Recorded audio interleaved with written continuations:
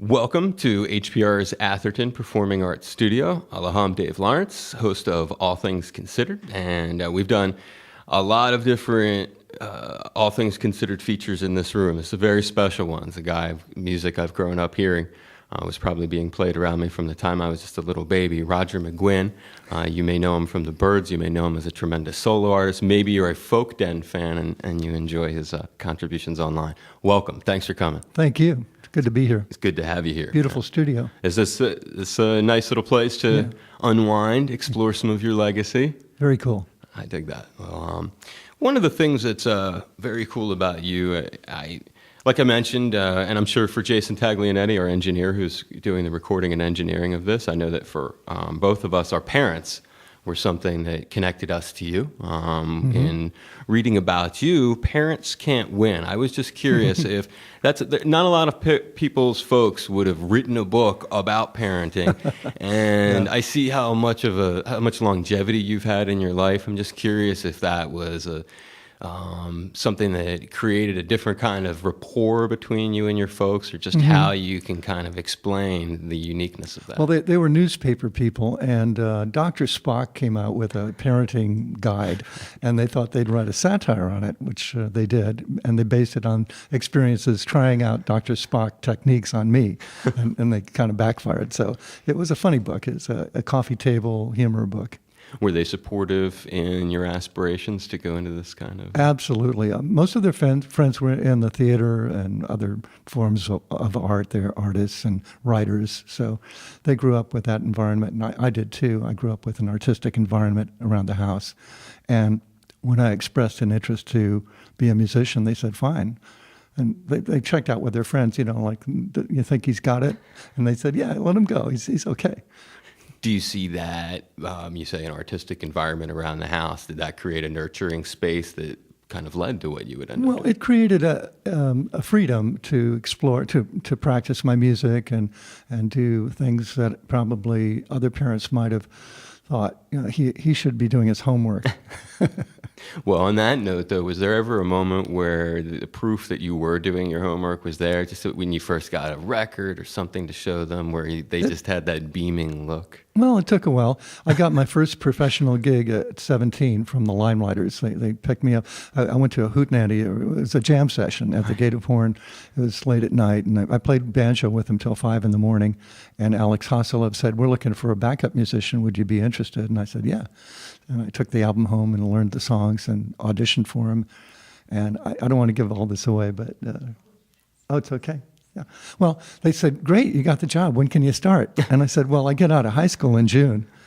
And they said, high school? Didn't we meet you in a bar last night? And I said, yeah, they let me in because I don't make any trouble.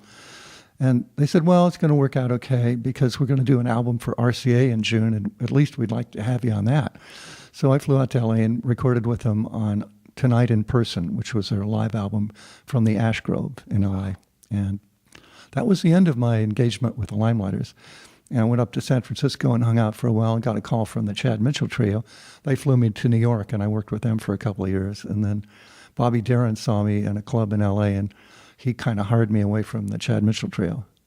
It's a great lineage of folks, and I can just imagine how much pride that your parents would have to see you blossom and go out and do the stuff. Yeah, well, I think the big kicker was when the Byrds got a #1, and then my dad started doing paintings of me like 9 feet tall, and he was an artist, and so it inspired his art. Yeah, right. The kick of having your kid have a #1 record. Yeah, I can only imagine. Right. I was thinking of and they became administrators of my fan club, and they got into all the little teeny boppers who were.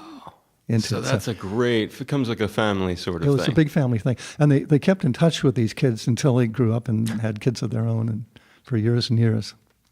That's a cool way to do it. Yeah. Latin school, have anything that you look back on as saying, that helped me? I would credit the Latin school for my interest in folk music, because I started out on guitar interested in rockabilly, Elvis Presley, Gene Vincent, Carl Perkins, and I was really into, Well, since my baby left, I found a new place to dwell. Well, it's down at the end of the lonely street. There's Heartbreak Hotel, well, I'll be so lonely, baby. I'll be so lonely. I'll be so lonely I could die. And that was the song. Yeah, that song got me going. And I went to the Latin school the year after I got a guitar, and my music teacher hired Bob Gibson to come over and do a 45-minute set on the 5-string banjo, long neck, Pete Seeger style banjo. And Bob was influenced by Pete quite a bit, but he put his own thing in it. He kind of jazzed it up more than Pete did. Pete was more authentic, and he was more of a what we used to call ethnic folk singer, and Bob was more on the commercial side, although he never got that commercial. He was he wanted to be, but And that was part of your connection to Pete originally? yeah. Well, once I saw Bob Gibson at the high school, at the Latin school, I went running over to my music teacher and asked her what kind of music that was. And she told me it was folk music, and explained that the Old Town School of Folk Music had just opened its doors that month in Chicago. And she sent me over there. So I went over, and Frank Hamilton became my guitar and banjo teacher at the Old Town School of Folk Music. And that's where I got into Pete Seeger and the Weavers. And I started going to Weavers concerts. And then when Pete split off and became solo, I went to his concerts and was just totally stunned at how great he was at getting the audience into 3 parts and teaching us new songs. And wow, it's just a wonderful experience. So the way he would interact with the crowd left a real impact, and maybe some schooling in terms of how it influenced the way you would do later? Yeah, well, I kind of said to myself, that's what I want to do when I grow up, and now it is what I'm doing. So it's great. I don't want to do anything else. I don't want to be a rock star. I don't want to be in a band. And there are people who want me to get back together with the Byrds and do that. And yeah, we could go out, and I'm sure a lot of people would be happy, but I'm happier just doing what I do. Oh, I can imagine. You write your own ticket in a lot of ways, and it's a trip you've been on for a while. From that earliest period, is there a song that you still like to play that maybe would take us back to a real long time ago in the earliest side of... The Bob Gibson song? Oh, yeah, this is good. Let's see. Was it Well, or... huh?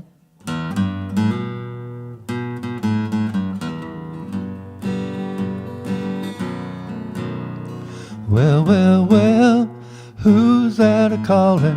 Well, hold my hand. Well, night is a-falling, spirit is a-moving all over this land.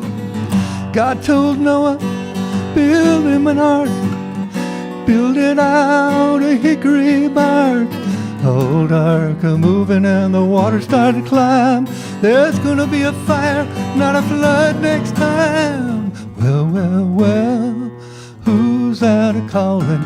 Well, hold my hand. Well, night is a-falling, spirit is a-moving all over this land. The world's not waiting for the Lord's command. He'll build him a fire that'll sweep the land.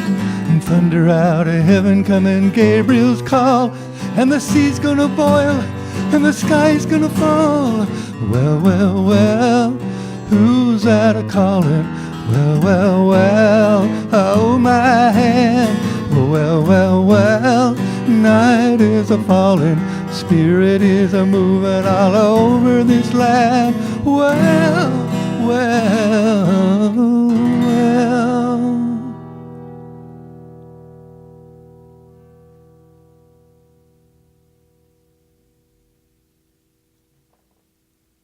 I like that ring out in the Atherton Performing Arts Studio. That's Yeah. a nice sound. So Roger that's McGuinn. on an album called Bob Gibson and Bob Camp at the Gate of Horn.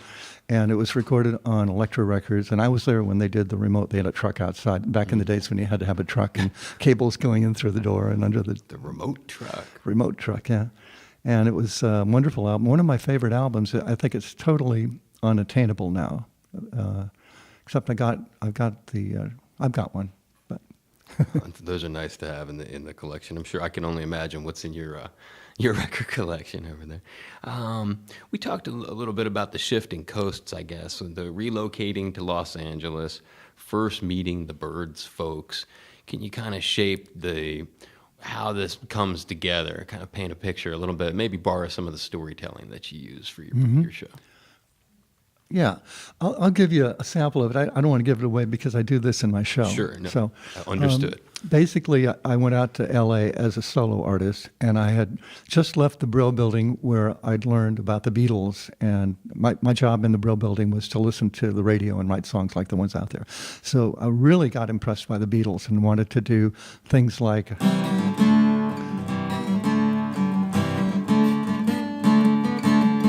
Oh yeah, I tell you something, I think you'll understand. I heard these folk music chord changes, and it made me want to combine folk music and rock and roll. And Bobby Darin, I've been working for Bobby Darin, he told me rock and roll, that's the way to go. So I had that influence too. So I went out to L.A. and got a job at the Troubadour, opening up for Hoyt Axton. And I was doing folk songs with a rock and roll beat, and the people in the Troubadour didn't like it. But Gene Clark was in the audience, and he came backstage and said, I like the Beatles, and I like folk songs, and I see what you're doing. Let's write some songs and see what happens. So Gene and I started writing songs, and then David Crosby came along and put in a harmony part, and we all became a trio. Jim Dixon was a friend of David's and let us record at the World Pacific Studio for free, just to see how we sounded. And we realized we needed a bass player and a drummer, so we got Michael Clark and Chris Hillman, and we had a 5-piece band, and then we searched for a name and came up with the Byrds with a Y, because the Beatles had changed their spelling, and we thought that was cool. And then we got a record deal. We went over to an agent's house in Hollywood and auditioned for him, and his daughter loved it. And he told Miles Davis about it, and Miles got us a deal on Columbia Records. What a huge thing to have as like the go-between, the middleman. Yeah. To have Miles. Miles, yeah. I know. Miles. Yeah, right. And it's such a merging of, because here you're doing the folk and he's coming from the jazz. And does a connection that continued at all, or was it literally just that one thing? We did Monterey together. He played on Rock and Roll Star when we wrote that song and recorded it. And he came up to Monterey and played with us for that gig. And somebody just tweeted a picture of that. Oh, it was, let's see. I don't know. It was one of the rappers. A rapper put up that picture of Miles jamming with you guys at Monterey Pop. Chuck D. Okay. Wow. Put From that Public picture Enemy. up. Yeah, today.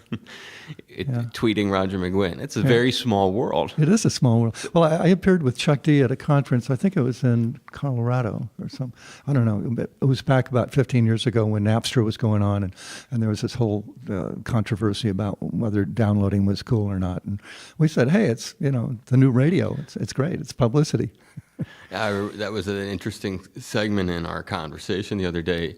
It actually lent itself to a whole different, because you were talking about your Senate hearing that you did, and you had Lars Ulrich from Metallica sitting next to you. And he was irate about the whole thing. Well, I could see his point. He had just had his albums stolen and put out for free, and they wanted to sell them. So I saw his point. But on the other hand, it's publicity. It's, people are going to buy the real thing. Oh, absolutely. MP3s don't sound as good as CDs. And it was right at that moment I could see how you would I could see both points of view, how he would be disturbed to have just lost a record he put his heart and soul in, and how you would see it as what it sort of was, as this new device that you can listen to the radio. You make your own radio, essentially, just by picking out what you want to play. Yeah. But the part of it that I thought was interesting beyond that was more who you were sitting next to. You're sitting there and you're next to Lars, and downloading aside, just on a musical note, you have a connection to him on a whole nother level, which would be a musical note, 8 Miles High. When you are maybe from a hard rock, heavy metal school or younger, and you study the origins of that kind of music, we're very fortunate. We have Kirk Hammett from Metallica. He lives right down the street here in Honolulu. Cool. And whether it's the minor keys, whether it's the chord progression, other aesthetics, 8 Miles High. Yeah. When you think about that song and you're sitting there next to Lars, it occurred to me when I was thinking about our conversation afterward, just that I imagine, I guess he never turned, and did he have any musical conversation about? No, it was all about So he missed downloading. It was a pretty a pretty tense environment at the Senate. Right. I mean, you can go to prison for saying the wrong thing in front of these guys, so you have to be really careful. Yeah. And it was pretty tense, and there was a lot of anger. Lars was angry about the downloading thing, Sure. and Sean from Napster was there sitting next to his attorney, and I was with Michael Robertson from MP3.com. I just really went there to help Michael Robertson out because I thought MP3.com was a good thing. It was good for artists. They gave artists 50% of the recordings if they put a record out, a CD out. Yeah, I mean, I totally understand where the difference of opinions would come. But musically, when I think about the lineage of hard rock and heavy metal and the connection that there's no question when you stop and think of the key that song is in, 8 Miles High, when you think of the chord changes in that song, the structure of it really lends itself to what it's proto hard rock. I don't know. Have you ever looked back and realized, the connection? Because it's not very many clicks back from Sabbath. No, it really never occurred to me. Now, did Metallica do 8 Miles High per se? No, but their style is They are like one of that. them. Yeah, and they're a really important band.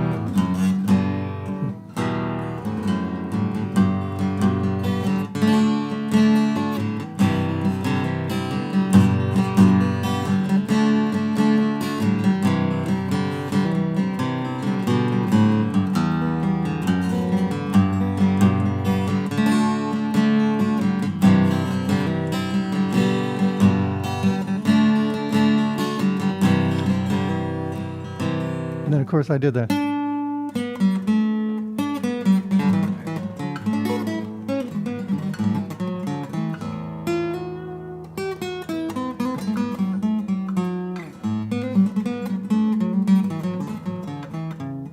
But these days I do more like.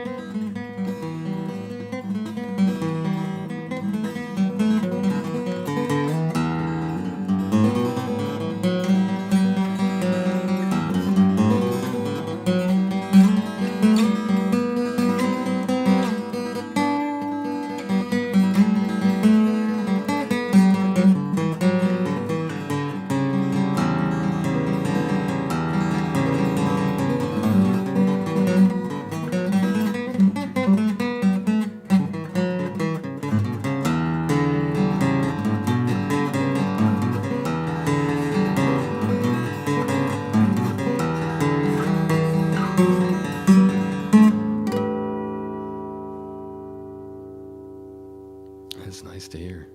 You sing that one too in your concerts? Yeah. That is a tasty one. That is a very, very tasty tune.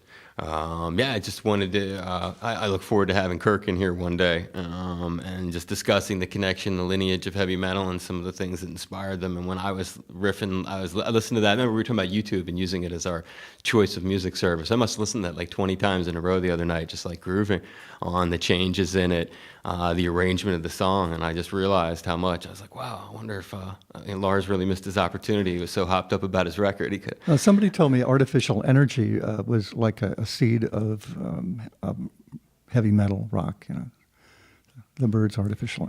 There's a lot of different, different people, different angles to come at it. Also, there's instrumentation that has provided a lot of who you are. The connection to the Rickenbacker, was it doing Mr. Tambourine Man? That really arrived in your life? That was when you first started playing the Rick? Yeah, I went to see the movie A Hard Day's Night with the rest of the Byrds and saw George Harrison had a Rickenbacker 12. And being a 12-string player already, I got to get that. So I did. I traded in my acoustic 12-string and my 5-string banjo and got the Rickenbacker. Another Beatle influence. A lot of Beatle influences in the Byrds, the harmonies and the hair, of course. And we even had black suits with velvet collars for a while until they got stolen. I told this to John Lennon. He said, "I wish they'd stolen our suits." When that period of when Easy Rider came out, the solo kinds of cuts. One of my favorites, the "It's All Right, Ma," that you had done. That was prior to you getting connection with Bob. You hadn't even really. You were covering his stuff, and he had not arrived. We met him back. You had already met before the Byrds. He came to our rehearsal studio before we recorded Mr. Tambourine Man. he and Bobby Newirth, and they both gave us the thumbs up. They said, "This is cool, what you're doing." They liked it. But it was, you hadn't come close even to, you didn't know that you were going to get a job working with him at any point until, was it 72, 73? It was, the first time I worked with Bob was, I believe, 75. And The Rolling Thunder Review. right, and you hadn't gone into the studio and done something. I thought you had done something. Oh yeah. Well, I knew him, and we both lived in Malibu. And Right. he used to come over to the house, and we'd hang out. And yeah, so I did record with him on the film soundtrack of Pat Garrett and Billy the Kid. He invited me over to the studio to Knockin' on Heaven's Door and Turkey Rag with a 5-string banjo and a couple other things. And so in those later years, did you flash back on like the It's All Right Ma from the Easy Rider? I mean, were there times when he gave you kind of like, where you were able to, because I know you explored your folk music connections and a lot of other stuff. Yeah, Bob did the, It's All Right Ma with a whole different thing. He did like Darkness at the Break of Noon, Shadows Even the Silver Spoon, Man-Made Blade, Shadow. In D minor position with a rundown to C in E minor, like at the break of noon, shadows even the silver spoon, the handmade blade, the child's balloon, eclipses both the sun and moon. To understand, you know, too soon. There is no sense in trying. So I didn't do that. I did it more like I brought it up a key.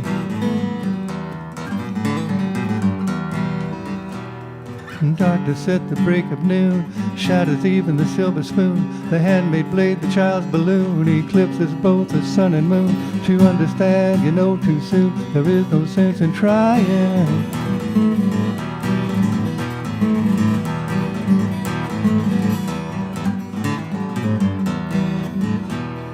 Pointed threats they bluff with scorn, suicide remarks are torn from the fool's gold mouthpiece, a hollow horn plays wasted words that prove to warn. He not busy being born is busy dying.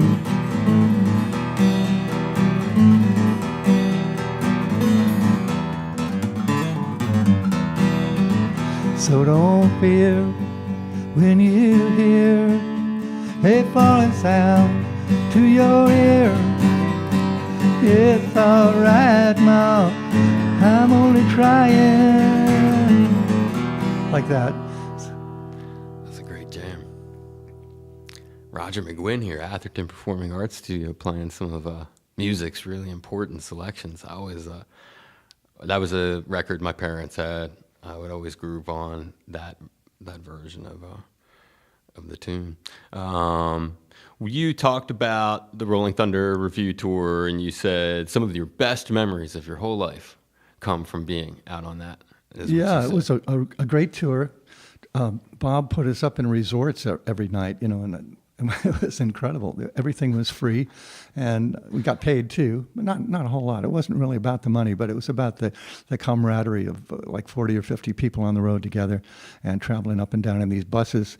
Bob had got a bus from Frank Zappa that had all the seats taken out, and they put in a bedroom in the back and bunks in the middle and couches and TVs. And it was the first I'd seen of that kind of motorhome style touring bus, which everybody has now. It's a standard, but back then it was a new thing. Motorhomes were even fairly new at that point. They didn't have motorhomes. Tours were being done on regular buses. Yeah, like the first Byrds tour was on a Continental Trailways bus with all the seats in it, and the driver had a cap like a policeman, and we hid in the back. We were scared of this guy, you know. So, Rolling Thunder, not so much the money. Bob had a vision of the thing that he wanted to do, so that's why it was what it was. Yeah, well, it was 1975. Yeah, there's always a balance between commerce and art, and the commerce part was overweighing the art part in 1975. So Bob wanted to kind of put a little more, inject some art into the scene, and that was his thing. He never expressed that verbally, but I could see that's what he was doing. And because I remember he came over to my house in Malibu, and we were shooting baskets in the backyard, and he said, "I want to do something different." And I said, "What do you mean?"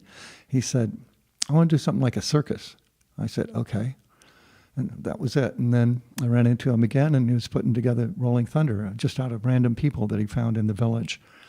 And Scarlett Rivera was just walking down the street with a violin case, and he was driving. He had a Cadillac Eldorado convertible that he drove around town in, and he saw her and he said, "Hey, you play that thing?" And she said, "Yeah." And he said, "Come over to the studio in SIR." And the same thing with a lot of the other musicians. Mick Ronson was just hanging around. Ronnie Blakely was around. I think she was doing a gig somewhere in the Village, and it was great the way he put it all together. And of course, Joan Baez was a natural, and Joni Mitchell came out on it. What a lineup of cats, huh? It was fun. I can imagine. Yeah, I can way see your fun. mind as you're going back. Oh, through it was heaven. It was great. I love that. I love the look he gets on his face as he's going through the stuff. It's kind of cool. You want to refire our camera just so we get it? Just refire it. Sure. Let's do that, and then that'll alleviate any concern.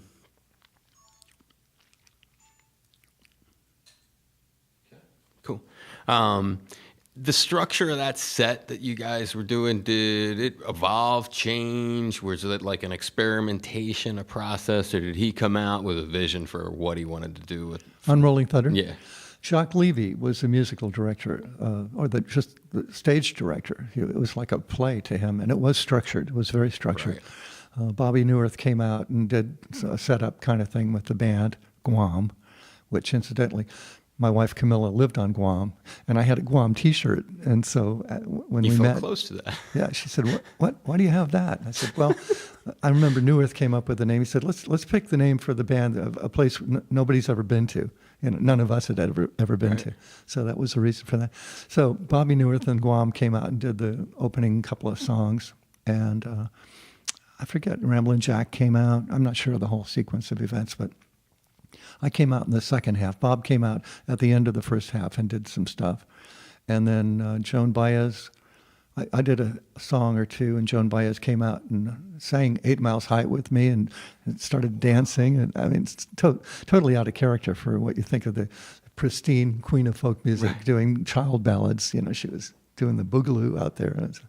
And Mick Ronson picking Spiders from Mars licks behind 8 Miles High. And it was incredible. It sounds like it.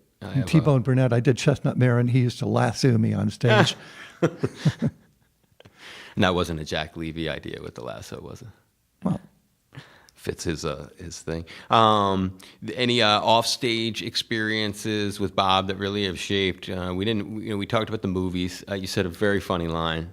You'd show him movies, and Bob would say, "Man, it's hard work to watch a movie." Yeah. And I could really picture that. Anything about, because you've had a lot of longevity. I always like to pick people's brains when I see they've had so much of a long run. Sometimes there's a magic to how that's acquired, and I wondered if a few things maybe you had learned from him. Well, it's just a passion for what I do. I love what I do. I had a record executive about 40 years ago tell me to hang it up. Said, Raj, it's kind of like sports guys. They know when to hang up the jock, right? I said, if I have to go out in the street and be a busker, I'm not going to quit doing what I do. It's just in my blood. So it was a guarantee right there. Through the years, this folk den has been, I guess I kind of look at it like almost like a parallel to the Rolling Thunder. It was like Bob wanted to just shove all these great, important things out on stage so that people would get them. It wasn't. Mm-hmm. It was not about the commerce. It's about make sure you get all this music. Mm-hmm. And the folk den, in so many ways, is kind of like that. It's totally non-commercial, yeah. It's just to preserve the old songs. I realized in November of '95 that I wasn't hearing a lot of traditional songs. The child ballads, it wasn't cool to do them anymore. I remember there's a scene in Don't Look Back where Bobby Newirth is making fun of Joan Baez for still doing Henry Martin, which is an old child ballad. He said, he and Bob are talking, it's like, Joni, she's still doing Henry Martin, man. And they go, yeah, that's so lame, So it became, you had to be a singer-songwriter to be valid. And to sing old folk songs wasn't cool anymore. I went, what's going to happen when, Pete Seeger dies or Odetta dies, and they both have now, the people who held up the traditional end of folk music. So I knew how to record in my house. I knew how to get online. I knew how to put songs up for free download. Back then, modems were like 300 baud, so I had to do it in an 8-bit WAV file. And that still took some time to download. But I did it. And gradually I got real audio, and then we converted everything to MP3s. And just kept doing this for what will be in November will be 20 years Yeah. of documenting on your own, Yeah. kind of like a public service. Well, it is a public service, and it's sponsored by UNC Right. Chapel Hill, so I didn't have to pay for it. It's not like the bandwidth, I don't have to worry about the bandwidth. Or From the anything. beginning, they were doing that? No, it was, I think it was Arkansas University gave me 6 megabytes of storage on their server to start with. And then Paul Jones from UNC contacted me, and this is when real audio was a new thing, and it was a step up from the 8-bit WAV files that I was putting out. And he said, we got real audio, and it might be, it would be better, and we'll give you all the space you want. And so I jumped over to UNC back probably about 18 years ago, and been there ever since. Oh, that's a great contribution, and to think that it's been going on, like I said, I can't even imagine that you've been able to do something like that and keep it going, and it's a bit of history. Is there a favorite? There's one. I know at least one of those selections does have to do with Hawaii. Is there more than one, or there's No, there's one, and I'll do it for you. And it's a song about whalers that based out of Lahaina, and they would go up to the Kamchatka region of Russia to fish for 6 months. And it was freezing up there, and they come back down to Maui, and it was wonderful for 6 months. So this is that song.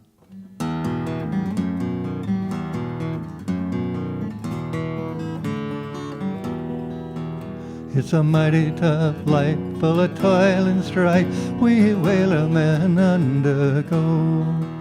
And we really don't care when the gale is done, how hard them winds did blow. We're homeward bound from the Arctic around, with a good ship taut and free. And we'll have our fun when we drink our rum with the girls of old Maui.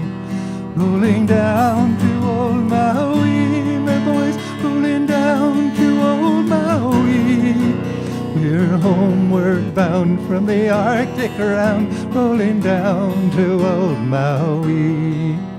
Once more we sail with a northerly gale through the ice and wind and rain.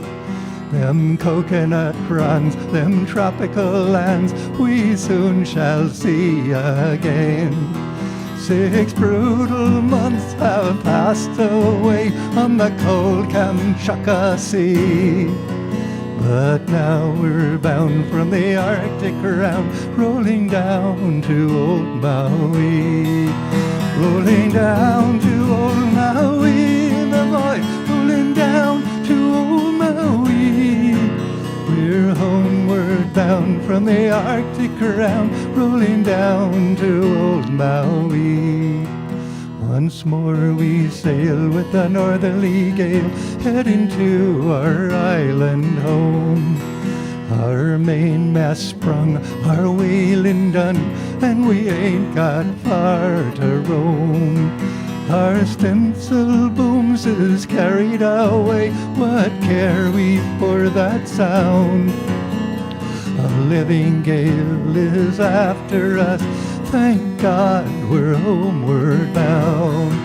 Rolling down to old Maui, my boys, rolling down to old Maui. We're homeward bound from the Arctic around, rolling down to old Maui.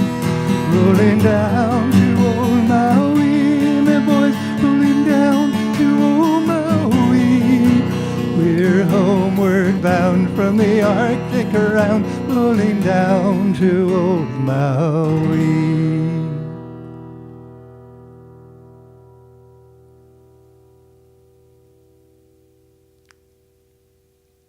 Love that song. Yeah, man. I like It's got that thing, the E minor to G. I love all the songs that have that. 8 Miles High has that. E minor to G and D and back to E minor. There's something magical about that. The song, the Bob Gibson song I sang earlier, had that configuration of chords too. And is that, what kind of key is it? Is that a It's minor an key? E minor. So it's a minor. E minor to G Is that major. serious kind of? It's like the relative minor of G. So you're kind of almost singing in G, but you're starting out in the relative minor. The when it comes to a topic in your life, throughout your life, it's been meant different things. Spirituality, how much does it inform the journey that you're on today? Well, I started out, I went to Catholic schools for, 7 or 8 years, and I was Catholic. And then I went to the Latin school, and I kind of drifted away from religion entirely. And then I stayed that way for some years, and my mother sent me The Power of Positive Thinking by Norman Vincent Peale, which is about thinking positively and getting good results. It's something that my parents had tried, and they found good results doing that. So I read the book, and I decided to apply that. I started going around saying, I trust everything will work out all right. And that was something I said back in the Byrds. And I believe that positive attitude was what helped the Byrds come together and become a successful band. So I was doing that. And at the same time, I'd run into Richmond Shepard, who was a mime in Greenwich Village. And I remember walking down the street with Bob Carey, who'd been in, I think it was a Highwayman or one of the I forget it was a folk group. Alan Alkin was in it too, with Bob Carey. I can't remember the name of it. Somebody will know that. Anyway, I was walking down the street in the village with these two guys, and Bob Carey had something to get high on. And I asked Richmond if he wanted some, and he said, no, I got something better. And I said, what's that? And he told me it was this thing that he was into out of Indonesia. It was like a spiritual exercise. So I went to New York, and to the one in New York, and I got into it. And then when I moved to LA, I got into it there, and I started doing it. And it was okay for a while, and then I kind of drifted away from that. And I stayed that way for a while until I got this kind of heaviness. I felt like a pressure on my chest and heavy arms. And I ran into a jazz piano player in L.A. named Billy, and I told him what that was. And he said, yeah, it sounds like a spiritual problem. Do you believe in the power of prayer? And I said, yeah. And he said, well, let's pray together. And I said, okay. So he prayed that I would accept Jesus at that point. And nothing happened right then. Nothing happened for weeks. And I was in the San Fernando Valley at my girlfriend's house, and I started to feel this heavy stuff again.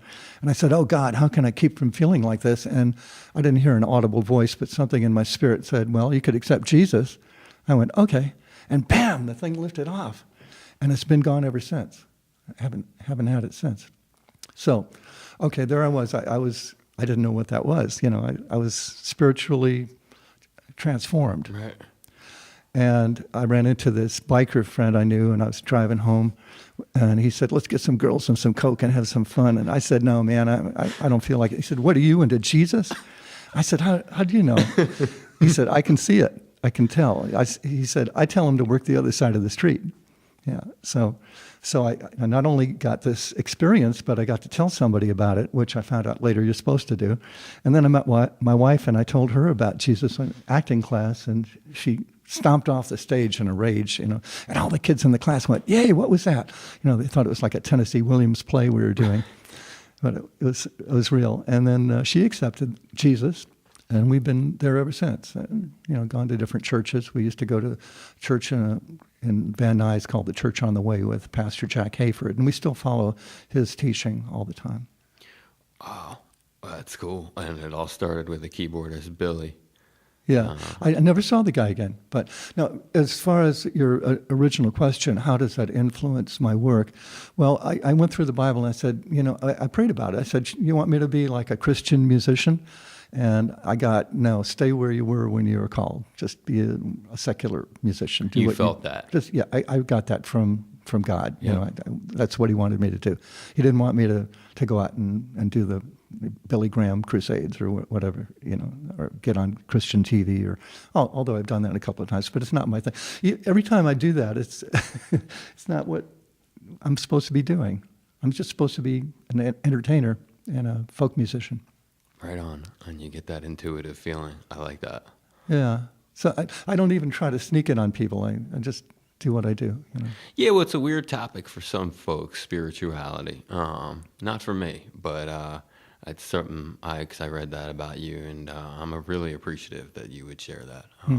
And some of the songs even have a connection to that. Some do, yeah.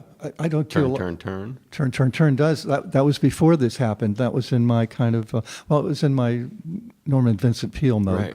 Yeah. somebody asked me if I knew Turn, Turn, Turn. I'd played with Judy Collins on her third album, and I was musical director, and we did Turn, Turn, Turn on that. It went, everything turn, turn, turn. There is a season, turn, turn, turn, and a time to every purpose under heaven. It was kind of like that. But they asked me if I knew it, and this is after the Byrds were going, and I was into folk rock, and so I did it like...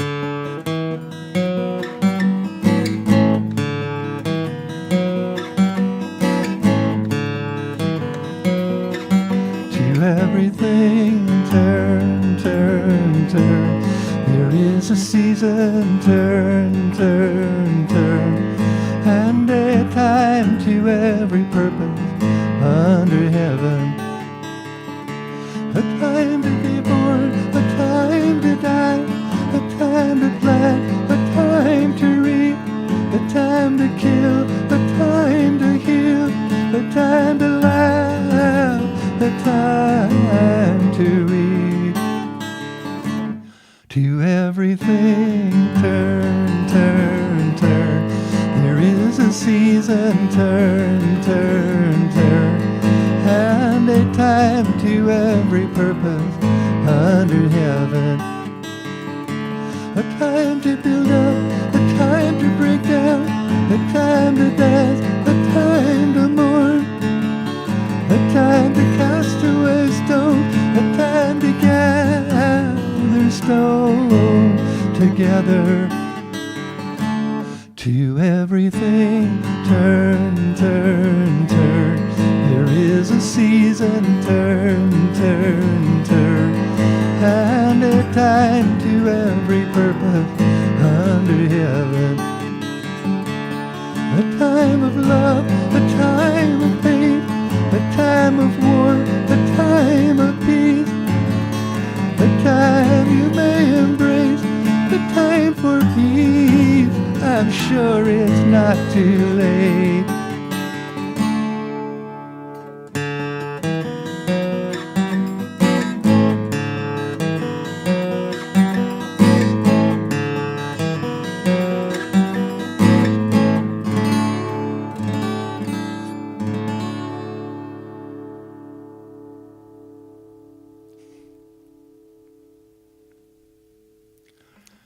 Roger McGuinn, HPR's Atherton Performing Arts Studio.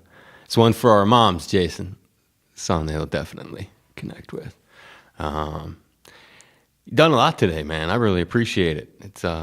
It's music. Your music goes, but like I said, all the way through my life. I was just a baby in the playpen or whatever. My parents were playing the records, you know. So it's really something. We're really fortunate. You've got a few dates left in your tour coming up for folks. This is airing Friday. Going to be playing tonight, Hilo. Going to be over at the Honoka'a People's Theater Saturday the 22nd, and the 25th and 26th, Tuesday and Wednesday, lovely EOW Theater in Maui. Going to be really special for folks. I'm really appreciative that you would come down here and do this for us. It means a lot, and we've had a lot of great people in this room. It was special to hear some of those songs, and I value your time, Roger. I hope you had a good time doing this. Oh, yeah, I did. Thank you. Thank you very much. And I'm not going to throw you out of the room, but do you want to play one more, or are we good? I'm going to play one. This is one I'm thinking about putting up on the Folk Den when it comes out in September. Let me get my boss to refire that thing real quick, just for the hell of it. Keep him busy while he's... It's a song I just learned. The guy who used to host the Folk Den in Arkansas moved to Lyon University, and he contacted me, and they have an archive of Arkansas songs. And so I found this. It's like an old bluegrass song, and it's called The Blackest Crow, and I'm just learning it now. Let's see. I got to work on it a bit.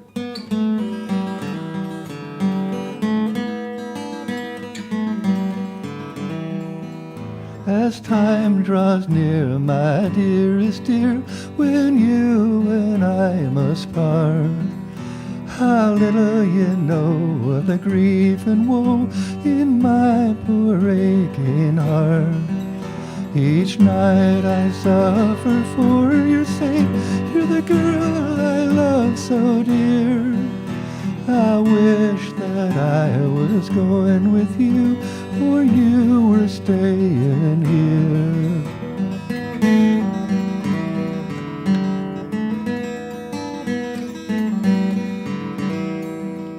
The blackest crow that ever flew would surely turn to white. If ever I prove false to you, bright day would turn to night. Bright day would turn to night, my love, the elements will mourn. If ever I prove false to you, the seas will rage and burn.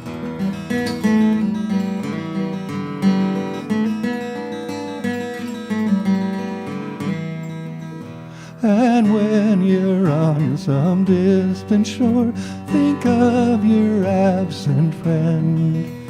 And when the wind blows high and clear, a note to me pray send. And when the wind blows high and clear, please send your love to me, that I might know by your handwrite how time has gone with thee.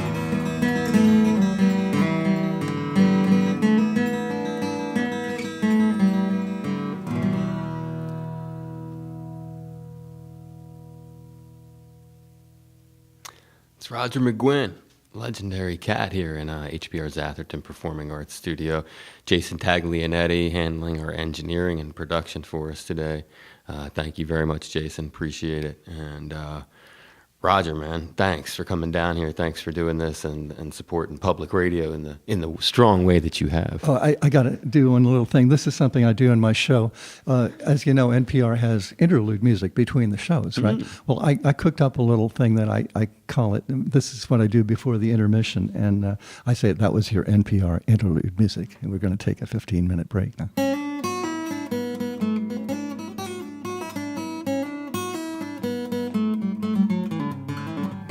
Let me do it again. Here we go.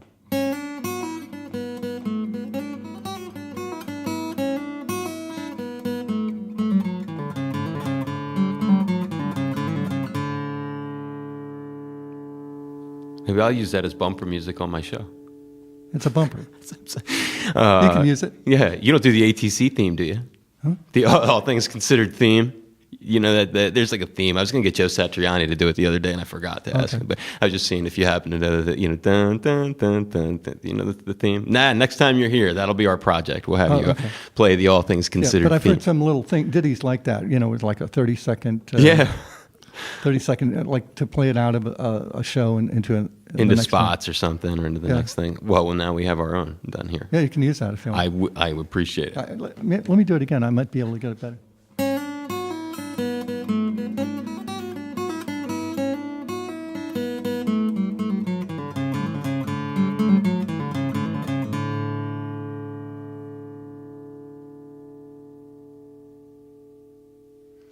You're a bumper.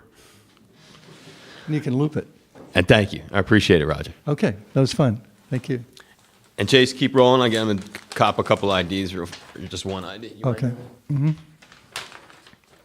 Ready? We are. Aloha, it's Roger McGuinn of the Byrds, and you're tuned to one of my favorite shows. It's All Things Considered on membership-sponsored Hawaii Public Radio with my friend Dave Lawrence. Thanks for your support. Aloha, it's Roger McGuinn of the Byrds, and you're tuned to one of my favorite shows. It's All Things Considered on member-supported Hawaii Public Radio with my friend Dave Lawrence. Thanks for your support.